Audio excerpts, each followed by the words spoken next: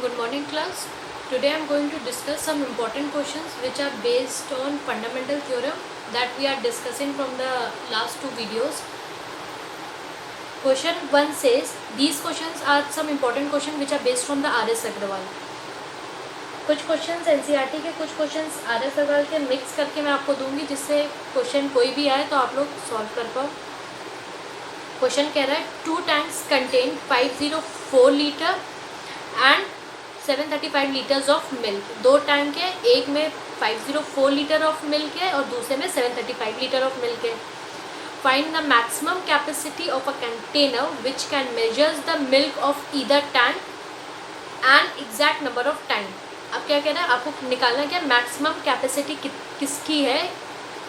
Maximum capacity एक container की मतलब maximum capacity of a container आपको पता नहीं है.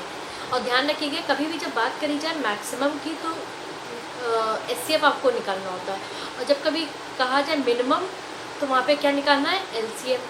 ये ध्यान रखिएगा.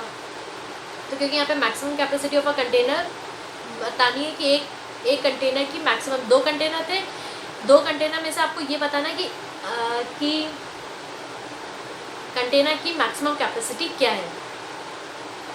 तो मैंने क्या करा, 504 को फैक्टराइज कर दिया. 2 2 4, 2 5 10, 2 2 4, 2 1 2, 2 2 4, reminder is 1, number becomes 12, 2 6 12, 2 6 12, 2 3 6, 3 2 6, 3 1 3, 3 7 21, 7 1 7.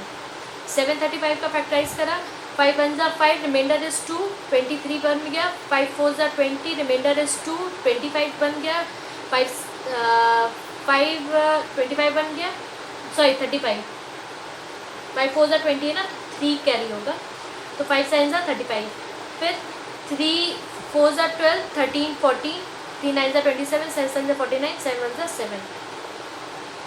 Now HCF of 504 and 735 is, दोनों के फैक्टर्स लिख लिए.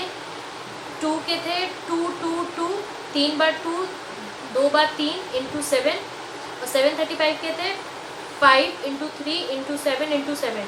तो अगर आप कॉमन देखें तो एक 3 कॉमन है और एक 7 कॉमन है, तो एचसीएफ क्या हो गया, 7 इंटू 3 दैट इज 21.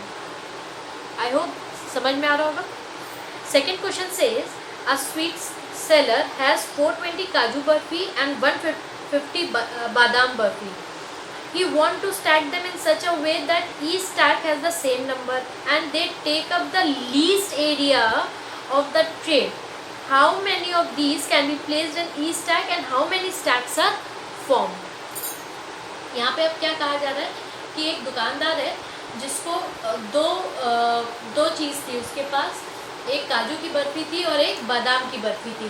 काजू की बर्फ़ी जो काजू की बर्फ़ी थी वो 420 थी और जो बादाम की बर्फ़ी थी वो 150 थी.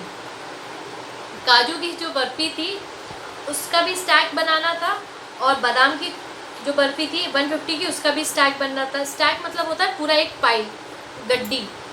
और आपको एक दुकानदार ये चाहता था कि जो भी स्टैक बने उसमें एग्जैक्ट नंबर ऑफ बर्फीज हो. तो इसमें आपको क्या करना होगा, सबसे पहले आपको फैक्टराइजेशन कर देना है.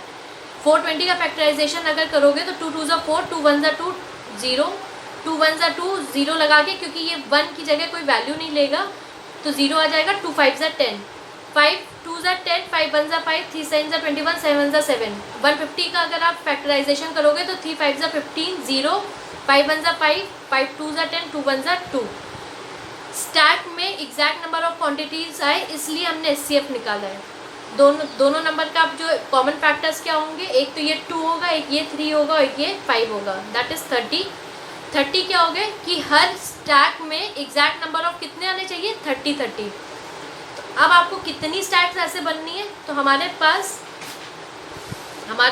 काजू की बर्फ़ी कितनी थी, 420, और बादाम की बर्फ़ी कितनी थी, 150. तो अगर इंडिविजुअली दोनों को एचसीएफ नंबर से डिवाइड कर दोगे तो हमें एग्जैक्ट नंबर ऑफ स्टैक्स पता चल जाएंगे कि कितने आपको स्टैक्स बनेंगे. तो 420 को डिवाइड कर दिया 30 से, प्लस 150 को डिवाइड कर दिया 30 से, और जो भी आंसर आएगा वो आपका दोनों को ऐड करके that is 19. So this is the final answer.